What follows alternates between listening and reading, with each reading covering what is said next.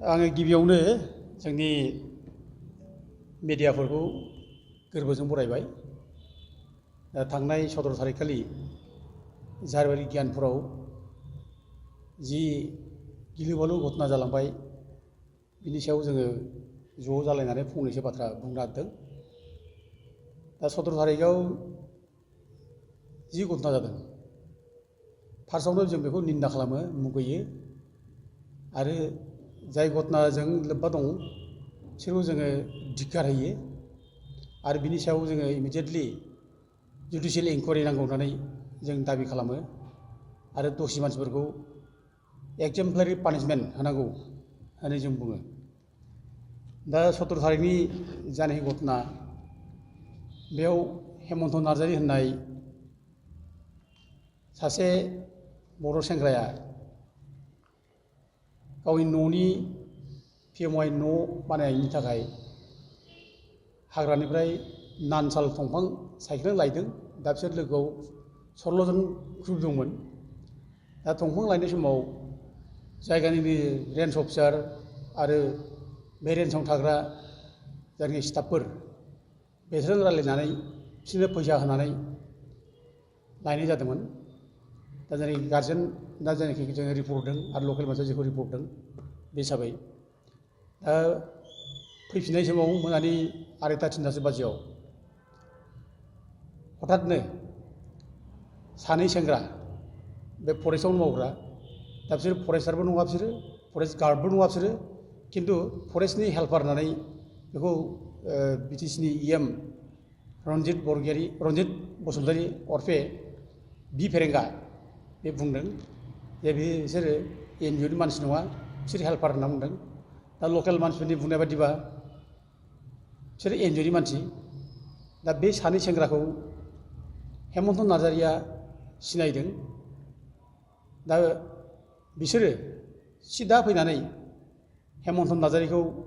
खर'आवनो राइफलजों थुनानै गावदों आरो बेयावनो स्पट डेथ जादों। बिनि खर'नि मेलेमा फोरथिया-फोरथि गिफ्रुसारजोबदों। दा बिनि उनाव बे मानसिफोरखौ रेन्ज अफिसारनि बलेर' गारियाव थिखांनानै लांनो नागिरदोंमोन, खिन्थु जायगानि रायजो राजाफ्रा ज' ओंखारलायनानै बेखौ बोख्लायनानै लाखिनो हादों। दा बेबायदिनो घटना। दा बाथ्रा जादों मा, दिनै बे रेन्ज अफिसनि बे सानै सेंग्रा, जायफ्रा खुनु फरेस्ट गार्डबो नङा, फरेस्टनि अफिसियेल सार्भिसमेनबो नङा बिसोरो, दा फरेस्ट प्रटेक्सन नामाव एंगेज खालामनाय बे सेंग्रा सानैया बोरै फरेस्टनि राइफल गंनैखौ लानानै गावफैनो हाखो? बे जोंनि थाखाय गिदिर कुइसन। बे आरो बेखौ जों प्रश्न खालामो, बेखौ सोर हरा, सोरनि अथ'रिटियाव, सोर थोना? दा बे हिसाबै जों बेखौ नायबाय जे बिसोर जुदि सिलाय लाबोनानै जुदि गावफैनो हादोंब्ला बिनि मेइन रेसपन्सिबोला जायनाखि फरेस्ट बिगोमा, फरेस्ट डिपार्टमेन्टनि इएम, दा बियो रेसपन्सिबोल। मानोना बिनि कमेन्ट नङाब्ला, बिनि जेबो बोसोन नङाब्ला फरेस्ट डिपार्टमेन्टआ बिटिसिआव जेबो खालामनो हाया। बेजों लोगोसे जायनाखि बिनि इनचार्ज रेन्जार, बे रेसपन्सिबोल, बे दायनिगिरि। बिसोरो राइफलखौ हरनो नाङामोन बे सेंग्रा सानैनो, आरो बेखौ राइफल होनानै गावहोनो नाङामोन। दा बेयाव जों नुयो जे राइफल हरनायनि थाखायथ' दायनिगिरिखा, राइफल हरनो नाङामोन। आरो लोगोसे गावबाय बिसोरो, गावनायनि हुकुमखौ सोर होखो? दा दिनै बे घटना जे जादों बेयाव निस्सय जोंना माने फरेस्टनिफ्राय हयथ' हुकुम दंखायो, जों बेखौ साननो हायो। नङाब्ला नों सासे फरेस्ट अफिसाराबो गावनि अफिसनि राइफलखौ नोङो सोरबा माने फरेस्ट प्रटेक्सन नामाव लानाय सेंग्राफोरनो हरनो हाया। दा जों खोनानायाव बे जायगानि मानसिफोरनि रिपर्ट बादिब्ला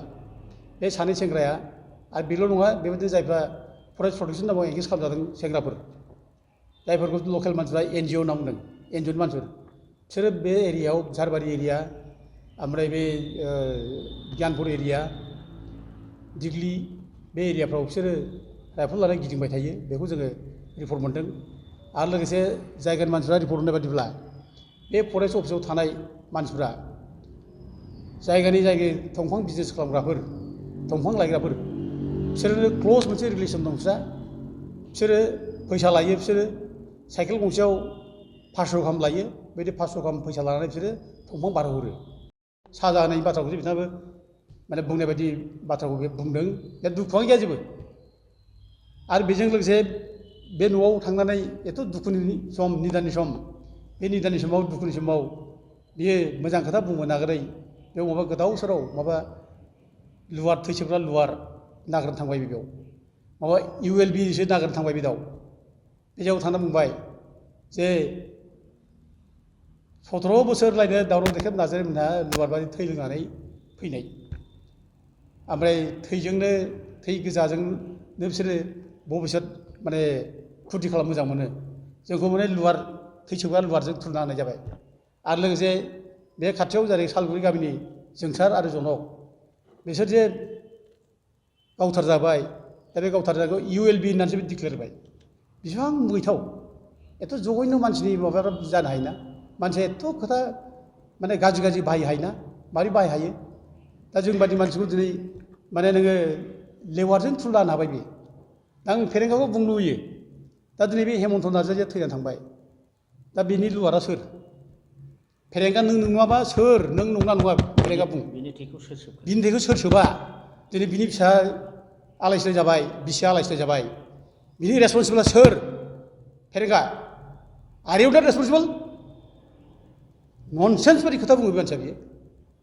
आरो मानो बेल' थांनाय नै दाखालि माबायावनो 14 थारिख मामोन बे आगस्ट'आव नाबेसर बसुमतारीखौ बे मालि बिथार गामिनिखौ बेखौ गावथारहैबाय थाख्लाय दैसायाव लांनानै हमखानानै गावबाय बेखौबो बेखौ 12 थारिखखालि हमदों 12 थारिखखालि हमनानै बेखौ 13 थारिखआव प्रडिउस खालामदों माने CGM बिजिनियाव CGMनाव प्रडिउस खालामनानै रिमान्डआव लानानै सानब्रैनि रिमान्डआव लांनानै 14 थारिखखालि बेखौ आरोबाव थाख्लायाव लांनानै गावथारबाय नायनायसाय बेसेबां अननाय बे पाब्लिक खामानि बियो मा मावनाय जादोंमोनलाय दा दि नुना नुवाखै बे बिसि सासे दंमोन फिसाजो दङ डिग्रियाव फरायनाय फिसाफोर दङ एखेबारे खस्थ' मस्थ' जाग्रा दा बिसोरखौ माने अना खाना गावथारहैबाय दा बिसोरनि माने न'खरनि दुखुनांथाव गाबनाय दुखुनांथाव हब्रानाय दुखुनांथाव परिबेस बेफोरखौ नुब्ला जोंनि बिमाफ्रा गावो बयबो दुखु मोनो दा दिनै बे फेरेंगाया दिनै बेखौ नुना नुवाखै बिनि थैखौ सोर सोबखो फेरेंगा बेखौ बुंना हो बिनि लुवारा सोर दावराव देखेब नार्जारि ना फेरेंगा बेखौ फेरेंगा दिनै बुंना हो बेखौ बिनि थैखौ सोर सोबा आरो बेल'थ' नङा थांनाय माने डिसेम्बर मासनि 9 थारिखखालि बे थाइखा गामिनि रुइखाथा रेन्ज अफिसनि बे बेनामि बसुमतारी होननायखौ माने ना नायनो थांनाय 9था समाव दुब्लियावनो गावबाय फेन्दायाव गावना फैबाय बेखौथ' माबानि फेरेंगानि मानसियानो गावदों होननानै बेखौ बुंदों बे जेरै बे माने जायखौ NGO होनना बुंदों NGOनि मानसिफोर होनना बुंदों फेरेंगा मानसियानो गावदों बेखौ आरो सिनायदों बे गावग्राखौ बेखौ निमिया होननानै बुंदों गावग्राखौ बे बेनामि नार्जारिया बेखौ खोन्थादों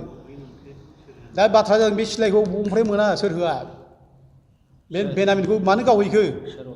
सोर अथ'रिटि होआ बे गावनाय सिफटआव सोरबा रेन्जार थांफादोंमोन सोरबा माने फरेस्ट डिपार्टमेन्ट मानसि थांफादोंमोन रावबोथ' गैयामोन बिसोर 3 मानसि दंमोन बिसोरो गावहैदों बे मा खामानि बेलाय मा मावनाय जादों बेथ' गुन्दागिरि खामानि मावनाय जायोब्ला बे मा खालामनाय जादों बेफोर बेलावा सोर बे लुवारा सोर बिनि थैखौ सोर जोबखो दिनै माबाया बुंनो हागोन ना फेरेंगाया आरो आं मोनसे उदाहरन बावलांदों नै थांनाय 2021आव आरोबाव जाहारबारियावनो सासे सेंग्राखौ जुथुमा बसुमतारी होननाय बेखौ बे एखे बे माने NGOनि मानसि सेंग्रा गावसोर जायखौ फेरेंगामोना जायखौ माबा होनना बुंदों फरेस्टनि प्रटेक्सननि थाखाय मावग्रा होनना बुंदों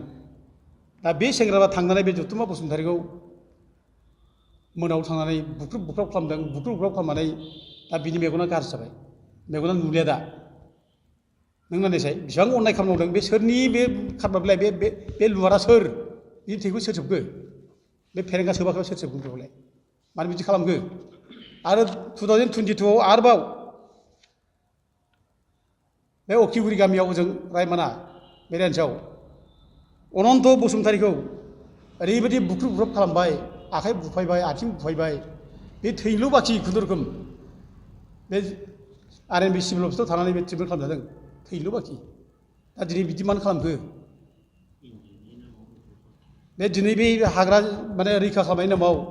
एनजिअ बाहायनानै दिनै फरेस्ट प्रटेक्सन नामाव सेंग्रा बाहायनानै दिनै बे उग्रपन्थी खामानि मावनाय जायाखै बिलाय बे गुन्दागिरि खामानि मावनाय जानाया जायाखै बिलाय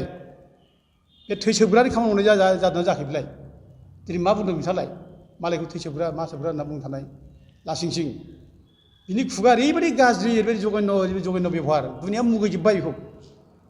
सासे माने लेक्सारार फरायलायनाय लेक्सारार जालायनाय मानसिया आरो इएम दायथ' गोनां मानसि बे दायथ' दं समाजखौ बेंनायनि समाजखौ फोसाबनायनि बे दायथ' दं दिनै बे मानसिया एखे अगियान खोथा बुङो अगियान बेबहार खालामो मानसिखौ बुख्रुब सुख्रुब खालामो ओमफ्राय मालायखौ बुङो बे मा एखे गुन्दाराज खालामदों ओरैनो बदनाम खालामो जे बे जायगानि हाग्रा बायनायनि मेइन रिजनाबो बिसोर फैसा लानानै दंफां बारहोनाय बिसोर फैसा लानानै दंफां बारहोनायखौनो हाग्रा बायदों बेखौ बे जायगानि मानसिफ्रा बुङो नङाबा हयथ' बायनाय नङामोन बे बाथ्राखौ जायगा मानसिफ्रा बुङो दा जोङो दाबि खालामो जे बे न'खरनो न्याय होनांगौ बे न'खराव न्याय होनो थाखाय बे जुडिसियेल इनकुवारि खालामनांगौ आरो बिटिसि सरकारा बिसोरनो 50 लाख रां आरो बिसोरनो थांनानै थानायनि बेबस्था बिसिनो साख्रि बेखौ होनांगौ होननानै जों दाबि खालामो दा दिनै जोबोद दुखुनांथाव जाबाय दा फरेस्ट डिपार्टमेन्टआ दिनै कन्ट्रल गैयि बायदि जाबाय कन्ट्रल गैया आरो जुदि कन्ट्रल दंब्ला निस्सय बेखौ इएम रन्जित बसुमतारीया बेखौ अर्डार होदों अर्डार होआब्ला बिदि जानो हाया आरो कन्ट्रल गैया होनब्लाथ' आरो बे इएम जानायनि जयगथा बेहा गैया दा दिनै बेबायदि घटना जेराव जादों बेखौ जों खोनाबाय थायो जे फरेस्टनिफ्राय दंफां लांनाय फैसा लायलाय दंफां बारहोनाय ट्राकजों गारि माबाजों गारिजों दंफां बारहोनाय साप्लाय होनाय जों बे बाथ्राखौ जों खोनाबाय थायो दा मानो बिदि जाबाय दं बे जानायनि खारना बेनो जागोन जे जोंना फरेस्टनि इएम रन्जित बसुमतारीया बेयाव डाइरेक्ट इनभल्भ दं बे इनभल्भ थानायनि थाखायनो बे घटना जाबाय थायो आरो नङाब्ला बे जुदि स्ट्रिक्टमोनब्ला हयथ' बेबायदि घटना मानो जानो फालाय जानोथ' हायामोन बेनिखायनो जोङो दिनै इएम रन्जित बसुमतारीखौ दिनै इएमनिफ्राय बोख्लायनांगौ बेखौ बोख्लायनांगौ आरो लोगोसे जों माने प्रश्न खालामो दिनै जुदि सोरबा भुलावनो दंफां लायबाय सोरबा खावदोंब्ला लायदोंब्ला बेखौ हमनो मोनखाबाय मानो गावनांगौ फालाय गावनायनिथ' आयेन गैया मानो गावनो बेखौ नों हमनो मोनखायो आरामसे हमनानै लां एरेस्ट खालाम पानिशमेन्ट हो आयेन मथे साजा हो जि साजा हो आयेन मथे जेल जाहो खय बोसोर जाहो जेल जायो बेयावथ' रावहाबो जेबो बुंनांगौ बाथ्रा गैया खिन्थु आयेनजोंबो खोथा गैया बे गावनायानो आयेन जाबाय नामा मानो गावनांगौ मानसिखौ गावनो हानायनि मोनसे अधिकार दं नामा आयेन दं नामा मानो गावखो दा बेबायदि माने गिज्रा एखेबारे मुगैथाव खामानि बेबायदि समाजा मोजां जाया बे समाजा बेजों धंस जागोन दा दिनै खुनु जायगायावनो जों खोनाफेराखै गोदोनिफ्रायनो गुबुन ब्रिटिश सासन खालामनाय समनिफ्रायनो जे फरेस्टआव मानसि गावनाय मानसि बुथारनाय दंफां लायग्राफोरखौ गावथारनाय बिदि जों खोनाफेराखै दानि नैबे बिटिसि सरकार जानाय प्रमद बर'नि सरकार थानायनिफ्राय जों माने फ्रिकुवेन्ट जों मानसि गावथारनाय बुख्रुबनाय जों खोनागासिनो दं सब समय मानसि गावथारनाय बुथारनाय बे जागासिनो दं मानो बिदि जादों हाग्रायाव जोंबो लुबैयो प्रटेक्ट जानांगौ हाग्राया प्रटेक्ट जानांगौ रायजो राजाफ्रा दंफां लायनाङा बन लायनाङा पारमिसन गैयाब्ला जों बेखौ लुबैयो बेखौ एवारनेस खालामनांगौ खिन्थु नोङो एखेबारे नोङो दंफां लायदों होननानै गावलाबायनाय गावथारलाबायनाय अथ'स' गावसोरनो फैसा लायो गावसोरनो बारहोयो बे मा आयेन जागोन बेयो आरो बेबायदिजों आयेना सोलिगोन बिदिजों माने देशआ सोलिगोन बेखायनो एवारनेस लाबोनांगौ आरो लोगोसे बिटिसिआ मोनसे नियम बानायनांगौ जे गोदो माने साइटफोर थाब्ला बा साइटफोरनि उनावबो गामिनि रायजो राजाफ्रा बन लायनो मोनोमोन बिसोरनो पारमिट होयोमोन बन लायनो थाखाय दा बर'फ्रा दा जेनेबा टाउन एरियानि मानसिफ्रा हयथ' गेस लानानै सोलिनो हायो गेसजों सोलियो खिन्थु गामि सिङाव जायफ्रा फरेस्ट बे रिजार्भ ओनसोल खाथिफ्राव थानाय नांजाबनाय गामिनि मानसिफोर बिसोरथ' उफाय गैया बिसोरथ' बन लायथारनांगोन बिसोर गेसबो जानो हाया आरो जों बर' मानसिखौ बुख्रुबनाय सुख्रुबनाय बन लाबानो दिख्रुबनाय बिदि जाबाय थायोब्ला बे जोबोद निन्दा खालामथाव जों बेखौ मुगैयो दा थांनाय जायनाखि 17 थारिखआव हेमन्त नार्जारिखौ गावथारबाय जोबोद दुखुनांथाव बिखा गावो दिनै बिनि न'खरनि जायनाखि अनजालि बिसि बैसोआनो जायाखै बिस्रा दा बैसो जायै बिसिया बे संसार जानांगौआ बे गोब्राब आरो उन्दै सानै गथ' दङ बे सानै गथ'खौ बोरै फिनो बे साननो गोनां बाथ्रा दा दिनै फेरेंगा बसुमतारीमोना दिनै नुना नुवाखै टिभियाव जे एथ' रोन्दो रोन्दो गाबनाय फिसाया बिमाखौ गोबाख्रबना गाबदों बिमाया फिसायखौ बिलिर बिलिर गाबदों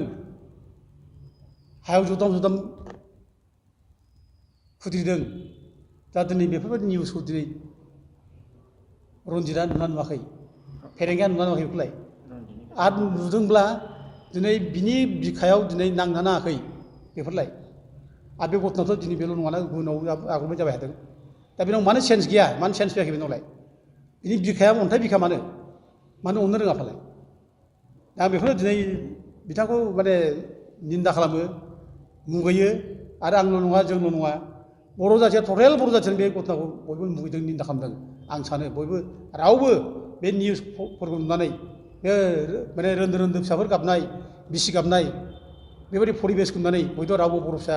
मेगनाव मोदै लाजों थानो हायाखै रावबो नायनानै थानो हायाखै दुलुरै बयबो दुखु मोनदों आं सानो दा बेजों लोगोसे दाखालि बे घटनानि उनाव फेरेंगा बसुमतारीया जोंहा बे न'खराव थांदों 20 तारिखखालि बे न'खराव थांनानै नायदों दा जों लुबैदोंमोन बिथाङा थांनानै नायदोंब्ला बिथाङा जास्ट गोरलै मोदै फुगारालासिनो बेनो मोनसे आश्वास मोनसे होबोनांगौमोन जे सरकारा मोनसे डिसिसन लाबाय थांनानै थानायनि जों राहा लाबाय जे बे न'खराव जों साख्रि मोनसे होगोन आरो आर्थिक साहाय्य जेसेबां नांगौ जों बेखौ होगोन बेबायदि बाथ्राखौ बिथाङा बुंनांगौमोन सानसेनि बिटिसिआ बेनो जाबाय नामा दा मा खालामगोन जोंथ' नुबाय जोङो एखे धारासार एखे बुख्रुब खालामनाय सोरबा मोसौ लागिनायखौबो बुख्रुबो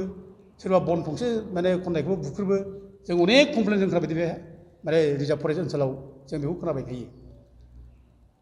मानो बिदि जाबाय बिदि बे गुन्दा राज नङाब्ला बिदि जायो नामा दा मुगैथाव रायजोफ्रा दिनै साबधान जानाया मोजां जायो जों बयबो मिथिखाबाय आरो दिनै लोगोसे आं मोनसे खोथा बुंलांनो लुबैदों बे 17 बोसोरनि बाथ्रा माने फेरेंगाया बुंदों बे 17 बोसोराव दावराव देखेब नार्जारी मोनहा लुवार बायदि थै गोजा लुवारा जेरै थै गोजाजों माने थांनानै थायो दा बेबादिनो थै गोजा दावराव देखेब नार्जारी मोनहा बे गोजाजों माने माबा माने भबिष्यत नुयो बिदि बाथ्रा बिथाङा बुंदों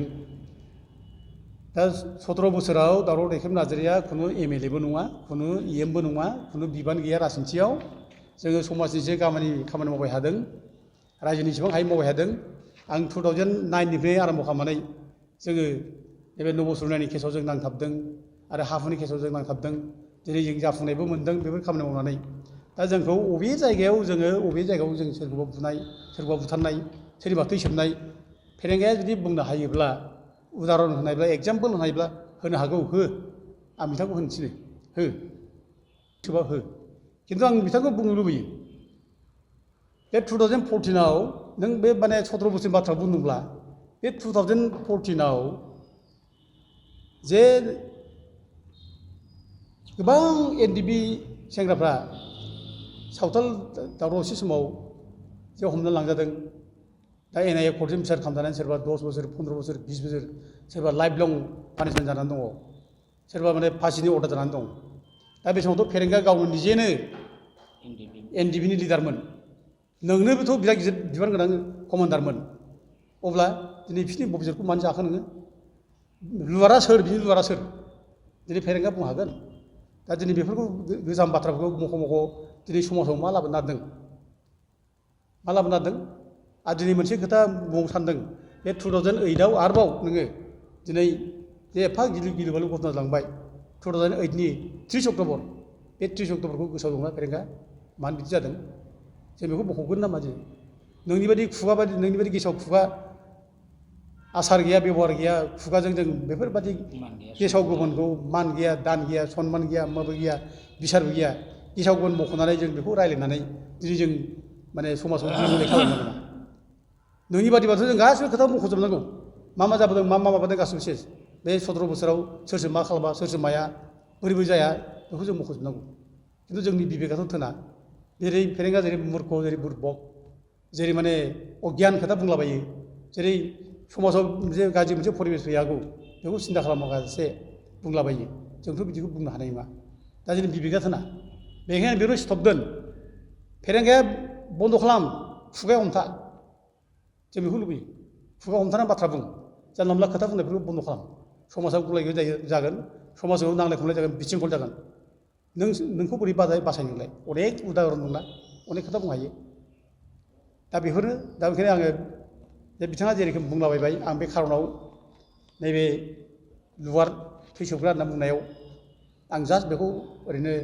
मख'देरनाय जाबाय खिन्थु आं बिदि खुनु दिन उद्देश्य गैया बुंनायनि आं बुङाखै बिदि बुंफेरबोआखैबो खिन्थु बेबायदि खोथा बुंबाय थायोब्ला दिनै आं नङा गाबोन सोरबा बुंगोन गाबोन जोंनि गेजेराव नांलाय खमलाय जाबाय थागोन बिदिनो दा गथिखे बे रोखोम जाहाथे नङै बाथ्राखौ दिहुननानै गावजों गाव जाहाथे नांलाय खमलाय जाया नोंसोर मोजां खामानि मावदों मोजां मावबाय था मोजां सासन लाबो बेखौ बयबो लुबैयो मोजां बिटिसि खुंथाय लाबो बेखौ बयबो लुबैयो दिनै सानफ्रोमबो थगायबाय थानाय सानफ्रोमबो मिसा खोथा बुंबाय थानाय गाज्रि खोथा बुंबाय थानाय दिनै बेखौ दिनै नुजोब्बाय रायजोफ्रा मुगैजोब्बाय रायजोफ्रा मुगैजोब्बाय दिनै जोंखौ माने गिदों आरोखि माने धर्ना होजानो गिदों दावराव खालामजानो गिदों रायजोफ्रानो गावसोर दिनै माने ओरैबायदि माने बेरफुबाय रायजोफोरनि गोसोआवनो रायजोफ्रानो दिनै गावसोरनो जागृत जाबाय फेरेंगाया बुजिनाया मोजां सानसे समाव जे नों जे दिगदार जागोन सानसे रायजो राजाजों नोंनि न'आव थांनानै जे गुलि गावजानो माने धर्ना हैगोन नोंनि गुलिखौ जानो जे गिलाया नों बेखौ बुजिनाया मोजां दा आङो बयबो माने रायजो राजाफोरखौ जाहाथे सब समाय जोङो माने मोनसे सान्थि गोजोननाय जों जाहाथे लाबोयो ओरै जों सादा सिदा रायजोफोर जों खुनुदिन असान्थि खालामा नांलाय खमलाय खालामा मिला मिसा थाग्रा जाहाथे मिला मिसा थायो गावजों गाव समाजाव जों जाहाथे माने गुलाय गुजाय जाया बेखौ खावलायो आं बेखौनो आरोबाव रायजो राजाखौ खावलायहरो जाहाथे जों हाग्रायाव थांब्ला साबधान जाहाथे फरेस्ट डिपार्टमेन्टनि खुनु पारमिसन गैयाब्ला जे जों जाहाथे मावा खुनु दंफां लायनाय हाबाफोरखौ जाहाथे मावा आं बेखौ खावलायहरो गोजोन्थों